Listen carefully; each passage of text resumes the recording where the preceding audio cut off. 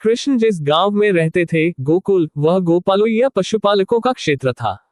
इसलिए गांव में दूध, दही और मक्खन की प्रचुरता थी। कृष्ण को मक्खन बहुत पसंद था और वे अपनी माँ या गांव की किसी भी माँ से मक्खन की मटकी चुराने का हर अवसर का लाभ उठाते थे। सभी माताएं, या उन्हें गोपियां कहा जाता था, छत पर मक्खन की मटकी बांधना शुरू कर देती थी ताकि कृष्ण या उनके दोस्त उन तक न पहुंच सके। कृष्ण अपने दोस्तों के साथ मिलकर छत पर बंधी इन मटकी तक पहुंचते थे। वे छत पर चढ़ जाते और मक्खन की मटकी लेने के लिए छत की टाइलें हिला देते या एक दूसरे के कंधों पर चढ़कर मानव सीढ़ी बनाते और मक्खन चुरा लेते। अगर कोई भी तरकीब काम नहीं करती तो वे मटकी पर कंकड़ फेंकते और बारी बारी से अपने खुले मुंह से मक्खन पकड़ते। गोपियों को पता चला कि कृष्ण मक्खन चुराने के मुख्य दोषी हैं और इसलिए उन्होंने उनकी मां यशोदा से शिकायत की। यशोदा ने महिलाओं से माफी मांगी और कृष्ण को अनुशासित करने का वादा किया। शरारती छोटे कृष्ण ने गोपियों के साथ एक शरारत करने का फैसला किया।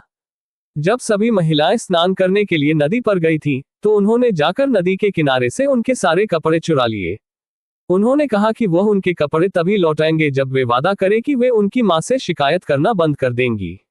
यशोदा ने इस बारे में सुना और कृष्ण को अनुशासित करने में असमर्थ होकर उन्हें एक भारी डंडे से बांध दिया।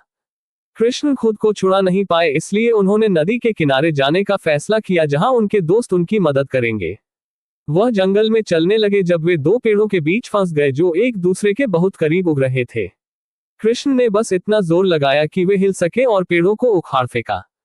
यशोदा ये देखने के लिए मौके पर दौड़ी कि उनके छोटे बेटे को चोट तो नहीं लगी है, लेकिन उन्होंने देखा कि कैसे उन्होंने दो पेड़ों को इतनी आसानी से गिरा दिया था। इस घटना ने उन्हें कृष्ण की असाधारण शक्तियों के बारे में और अधिक एहसास कराया।